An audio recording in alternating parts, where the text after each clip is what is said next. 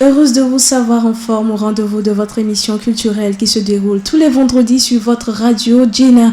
Je suis Augustine Doumé au micro, une petite balade en musique et on revient juste après.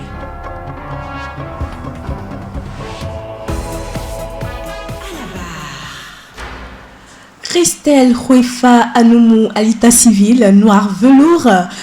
Artiste, l'invitée d'Accueil Ouvert ce vendredi est une artiste togolaise, compositrice et interprète. Elle évolue dans l'univers de la pop, soul, blues et un cocktail R&B et jazz qui a connu un bel accueil de son public. Une voix à la fois sobre, sensuelle, sensible et percutante. Bonjour Noir Velours. Bonjour et merci de me recevoir. Bienvenue. Little Teddy Bear, oui. C'est un message puissant. Ah, j'espère que c'est comme ça que les gens le reçoivent en tout cas. Quel est le message derrière? Alors c'est le message qui veut en fait que la femme, ou même, en fait, disons n'importe qui traverse une relation qui est difficile, une relation où elle n'est pas prise en compte, où elle est bafouée d'une certaine façon, qu'elle finisse en fait par se dire, ok, je vaux plus que ça. Et il faut que je me réveille, que je m'en aille en fait. Il ne faut pas que je laisse quelqu'un me marcher dessus. D'abord, je dois m'aimer moi-même pour pouvoir être aimée, donner de l'amour en retour. Donc, c'est un peu ça. Little Teddy Bear, c'est l'image du petit nounours qu'on câline. Et qu'en fait, il faut que chacun d'entre nous, on se considère comme ce petit nounours-là qu'il faut... il faut prendre soin de lui, il ne faut pas le laisser dans des mains rêches, des mains méchantes. Et c'est un peu ça le message. Donc c'est vraiment la confiance en soi, avoir tellement de confiance en soi qu'on arrive à sortir de certaines situations qui ne nous correspondent pas. Et justement, vous aimez les nounours? Beaucoup. Je comprends pourquoi vous avez pris cette image. Vous aimez? Oui. D'accord. Parlez-nous un peu de ce parcours artistique qui a commencé devant un miroir. Alors, j'étais toute petite. Oui. Et à ce moment, je pense que je ne savais pas que je voulais faire de la musique mon métier. C'était juste quelque chose que je vivais en famille. J'étais avec mes cousins et ma tante au Bénin en ce moment-là. Et on faisait beaucoup de représentations à l'église, dans les mariages, ce genre de choses. Et j'aimais chanter. C'était quelque chose que je savais, j'aimais chanter. Et puis bon, il faut faire les études, il faut avancer, tout ça, ce que j'ai fait. Et c'est en sortant de mes études que je me suis rendu compte, ça c'était vers 2016, que je me suis rendu compte que je veux vraiment faire de la musique mon métier, j'aimerais vraiment en vivre. Et je me suis lancée tant bien que mal. C'était très... comment dire ça, très intuitif, très expérimental, je pense que c'est le bon mot. Et j'ai rencontré au même moment mon manager actuel et c'est un peu elle qui m'a poussée sur la scène parce qu'elle se disait, ce que tu fais c'est plutôt bien, surtout quand j'ai écrit Black Keys, quand Black Keys est arrivé. À ce moment-là, je venais juste de rentrer de mes études à Bordeaux et j'ai écrit Black Keys dans ma chambre pour rigoler un peu. Parce que j'avais envie de faire sortir ce que j'avais vécu à l'extérieur, un peu le racisme, tout ça, et puis de revenir voir le colorisme. Ah, toi tu es clair, c'est bien, toi tu es noir, c'est pas bon. Et donc Black Keys est arrivé, et puis mon manager m'a dit, tiens, mais c'est bien, il faut que ça passe à la radio. Moi j'étais genre, non, comment? J'ai fait ça dans ma chambre, genre, comment ça va passer à la radio? si, on va aller enregistrer ça au studio et ça va passer à la radio. Ce qu'on a fait, et c'est passé à la radio. Quelques semaines plus tard, elle me dit, ok, on va faire un clip. Là, je me suis dit, bon, on dirait que je suis en train de lancer une carrière comme ça. Et puis, c'est parti comme ça. Donc, ouais, ça a commencé par la famille surtout. Je pense que c'est la famille qui m'a donné le goût de la musique. Je rappelle que ce titre est le second que vous sortez après Soft is the New Black. Non. D'abord, il y a eu Black Keys. Ensuite, il y a eu Little Teddy Bear. D'accord. Après, il y a eu Full of Myself. Ou l'un d'entre eux, je ne sais plus, en tout cas. D'accord, mais pour tous ces morceaux, comment se fait-il que vous n'êtes pas connu aujourd'hui? En fait, c'est relatif. Parce que depuis que j'ai commencé, je n'avais même pas encore sorti de single, que j'avais déjà des gens qui appréciaient ce que je faisais parce que j'étais très présente sur les réseaux sociaux. Et puis... j'avais fait quand même, je pense, 1 ou 2 concerts que j'avais organisés, enfin que moi et mon manager on avait organisé. Donc j'ai commencé en indépendant et malgré ça, j'avais déjà des gens qui me suivaient d'une certaine façon. Je pense que le problème, je peux même pas appeler ça un problème. Ce qui fait qu'on peut dire que je suis pas forcément populaire, je préfère ce mot, c'est... Est-ce que vous reconnaissez quand même? Est-ce que Vous reconnaissez que vous n'êtes pas... Oui, bien sûr. Parce que mon style de musique n'est pas la musique qu'on écoute tous les jours, en tout cas ici. D'une certaine façon, je chante aussi, pas forcément en français ni en minable, mais en anglais principalement. Donc, on en reviendra. Oui. Donc, je peux comprendre en fait que je ne sois pas connue du grand public. Et je m'en suis rendu compte seulement réellement quand j'ai été nominée et que j'ai été lauréate des All Music Awards. Ça aussi, on en parlera. Ça marche. Je vous laisse dérouler. Ça, c'est les enfants en cours. Ok. D'accord.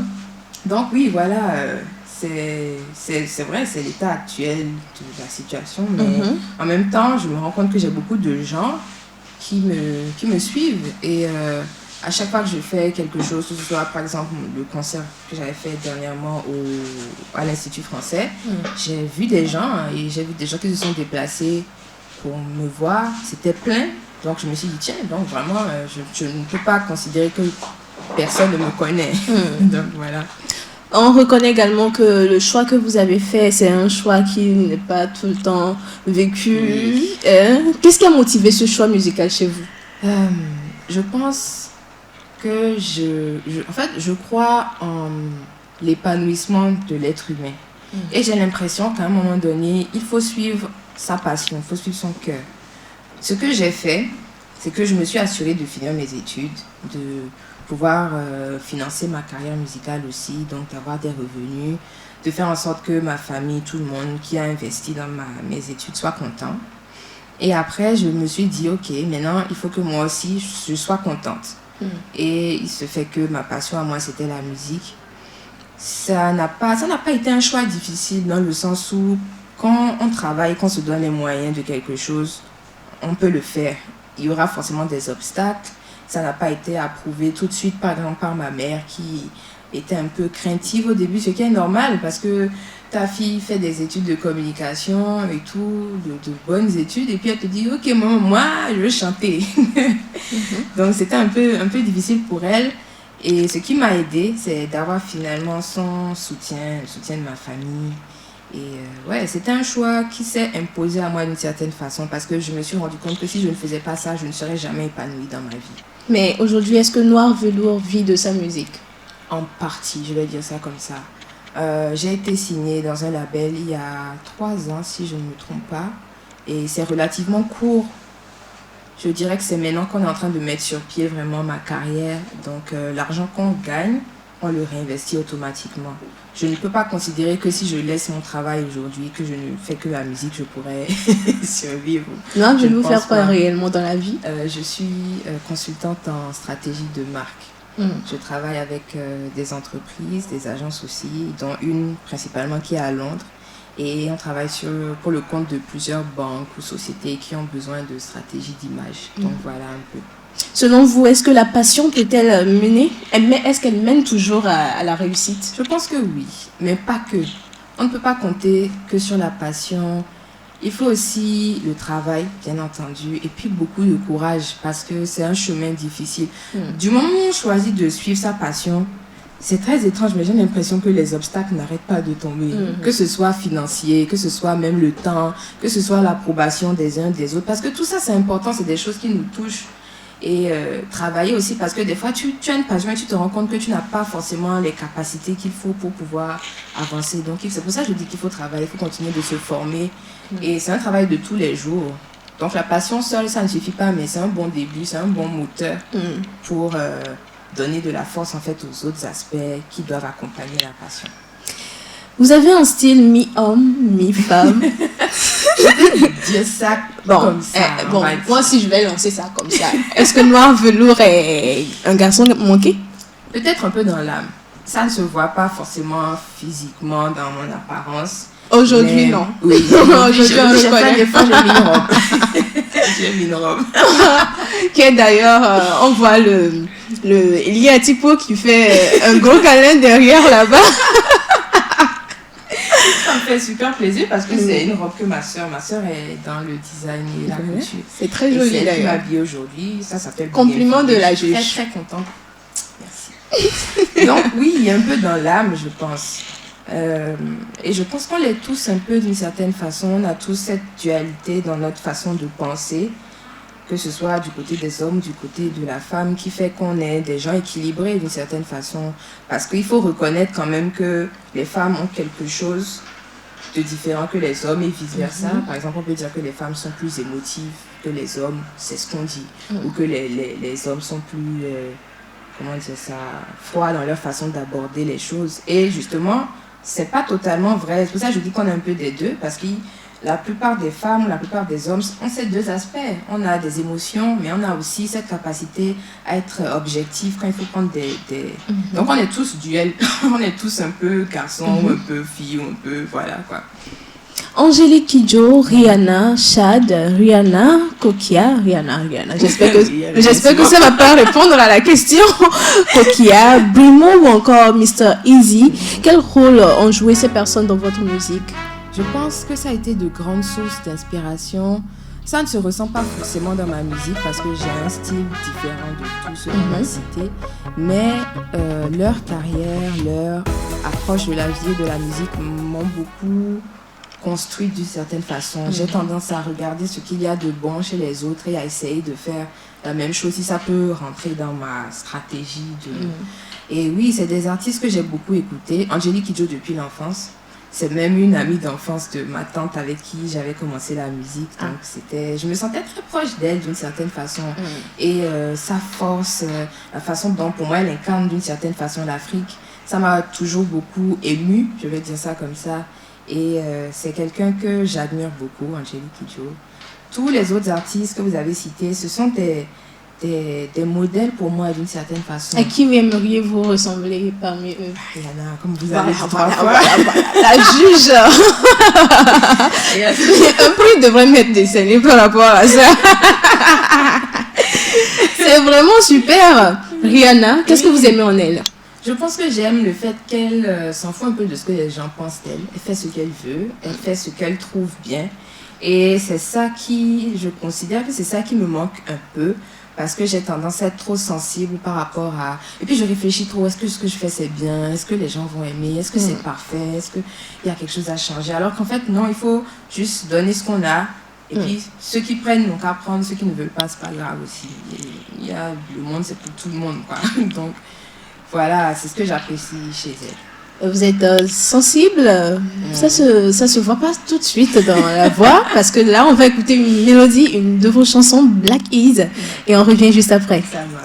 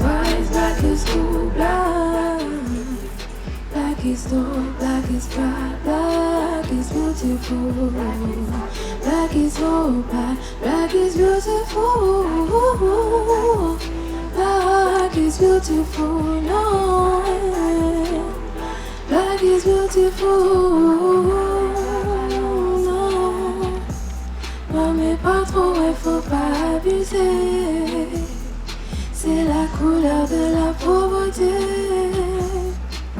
la guerre et même la corruption, la maladie aussi. Qu'est-ce que je vais dire à ma fille?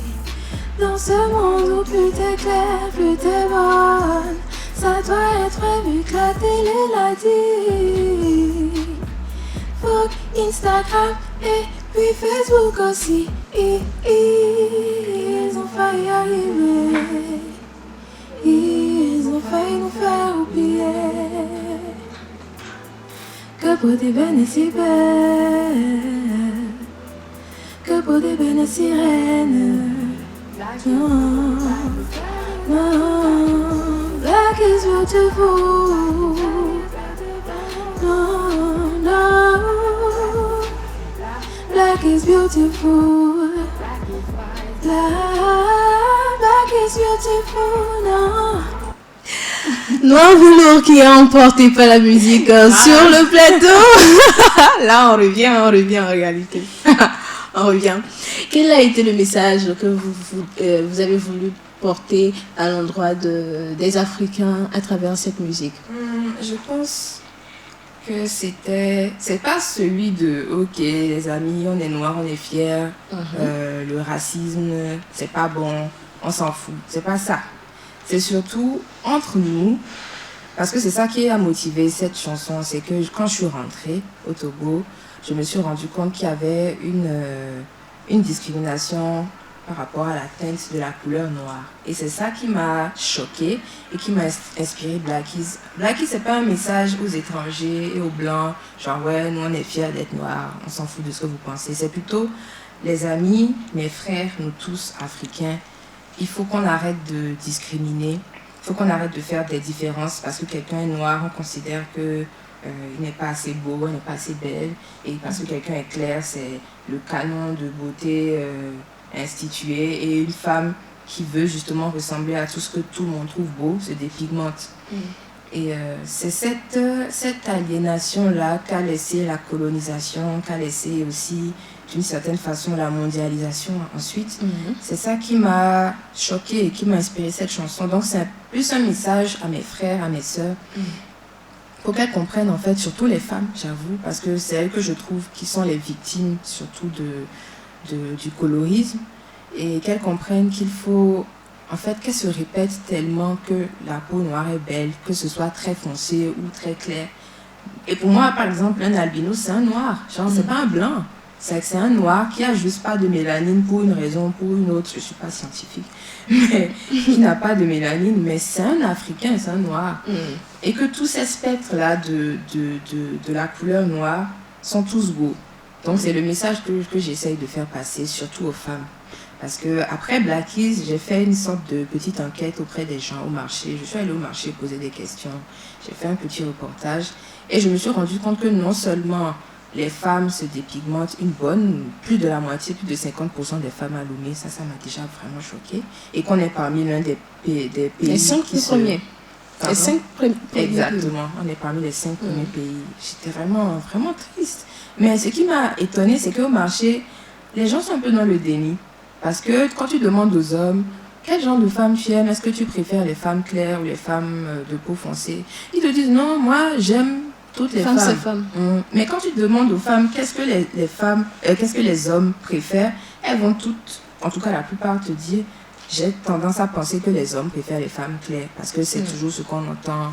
Et j'ai l'impression qu'il y a un problème on n'a pas encore compris que c'est réellement un problème au point où on se rend compte qu'il faut qu'on change de mentalité et qu'on accepte déjà qu'on a un problème. Je pense que c'est la première partie de la guérison, quoi. 2020 Best Female Artist Award winner, Noir Velours. Quelle a été cette expérience? Brièvement, on en parle. Alors, c'était déjà surprenant. J'avoue que je ne m'y attendais pas du tout. J'étais chez moi et on m'a dit, ok, tu es nominée All Music Award. Je dis, ah bon, ok, c'est plutôt cool. Et tout, et la cérémonie arrive, tout ça, et je me rends compte que j'ai gagné, enfin, j'ai été lauréate du titre de meilleure artiste féminine. J'étais très étonnée, ça s'est senti lors de ma montée sur la scène pour récupérer mon award. Et les réactions après ont été mitigées. Il y avait deux côtés, ceux qui ne me connaissent pas et qui ne comprennent pas d'où je sors et pourquoi j'ai le titre de meilleur artiste. Et puis il y a ceux qui me suivent depuis toujours et qui étaient très contents, on a célébré ensemble et tout. Ce que je retiens de ça, c'est que le Togo, contrairement à ce que j'ai toujours pensé, le Togo reconnaît quand quelque chose est bon. Et ça, je n'ai pas peur de le dire parce que je ne peux pas m'excuser d'avoir reçu ce prix d'une certaine façon. Je considère que j'ai beaucoup travaillé, que moi et mon équipe, on a beaucoup travaillé. Et le Togo reconnaît ce qui est bon. Et d'une certaine façon, l'équipe n'a pas eu peur de choquer un peu les gens parce qu'en effet, c'était vraiment inattendu. Les gens, j'ai senti que le grand public n'a pas du tout compris. Beaucoup de gens ne me connaissaient pas et tout. Et c'est un geste qui me touche beaucoup. De la part de l'organisation. Et oui, je considère qu'on essaye ils ont essayé d'introduire un nouveau style aussi, d'essayer de faire découvrir aux gens quelque chose de nouveau. Et ça c'est plutôt bien. Je trouve que c'est une très bonne chose. Ça ouvre la porte à d'autres styles aussi. Tout à fait. Qu'est-ce qui vous définit le mieux, Noir Velours? Je pense que... Ouh là là, c'est une question difficile. Qu'est-ce qui me définit? Ce serait... ouh là là. Peut-être mon sens de l'humour. Je crois que c'est quelque chose qu'on retient beaucoup de moi. Quand mon interaction avec les gens sur les réseaux sociaux est purement basée sur l'humour. Parce que j'ai l'impression que j'aime communiquer des messages importants par l'humour. Et apparemment, ça passe bien. J'avais fait une vidéo où j'essaie de parler Mina pendant 24 heures. C'était une catastrophe et ça a tellement fait rire les gens. Vous n'en parlez pas? Malheureusement, pas bien. Pas bien. Ça a fait rigoler les gens beaucoup. Mais qu'est-ce que vous savez dire quand même en Mina? Oh, beaucoup de choses. Comme dites-moi une phrase à traduire, voilà. Denate Dihanami les Bogomia. Non, dites-moi une phrase en français que je vais traduire en Mina. Parce que mon problème, c'est le parler surtout. J'aime le noir. Et Mlona Nouibo. Ibo. Non. D'accord. Comment dire ça? Le sens de l'humour, franchement. Non, et nous, il va être John Adinam. C'est mieux, non? Franchement, on a testé, on a prouvé le sens de l'humour. Ça, c'est bon. Quelles sont vos passions quotidiennes? J'aime bien sûr la musique aussi, bien en écouter qu'en faire. J'aime aussi la nourriture, ça fait partie de mes passions. Bien manger, c'est important pour le moral, c'est important pour la santé, c'est important pour le bien-être. Il faut bien manger pour manger ce qu'on aime. J'aime aussi la famille, je pense que j'ai un bon sens de la famille, je mets ça dans mes passions. J'aime, qu'est-ce que j'aime d'autre? La lecture, bon, disons que je me force d'une certaine façon, c'est important. À tous ceux qui m'écoutent, lisez, c'est important, essayez de faire comme moi. Quoi d'autre? Oui, j'aime la vie en général, j'aime les émotions, j'aime explorer. Ouais, je vais résumer ça comme ça. Que vise Noir Velours dans 5 ou 10 ans? Alors, j'espère être une référence pour ma génération, j'espère être une référence en Afrique aussi. C'est surtout ça qui est important pour moi, être une référence en Afrique. Je ne veux pas forcément être un modèle parce que je considère que personne n'est parfait au point où on considère qu'une personne soit un modèle. Mais je veux pouvoir passer des messages importants à ma génération, passer des messages qui vont améliorer l'état actuel de notre continent, parce qu'on ne va pas se mentir, on a beaucoup de problèmes, les jeunes, on a un continent très jeune justement, et ça me fait peur, parce que j'espère qu'on sera à la hauteur pour prendre la relève, et j'espère pouvoir conscientiser d'une certaine façon un peu les jeunes à des sujets importants. Donc oui, je pense que c'est comme ça que je me vois dans 5 ans. Une personne qu'on écoute et on se dit, ah, ce qu'elle dit là, c'est pas con. Je vais faire ce qu'elle dit. Voilà. Un acapella peut-être? Aucun problème. Black is dope, black is proud, black is beautiful, black is happy, black is so, black is beautiful, black is power, black is brilliant, black is beautiful, black is wise, black is cool, black is beautiful. Merci Noir Velours d'être passé dans À cœur ouvert. Ainsi, plaisir. Voilà, ainsi se referme votre émission. Merci pour la fidélité. Chers auditeurs, rendez-vous vendredi prochain à partir de 14h. Je suis Augustine Doubé. À très vite.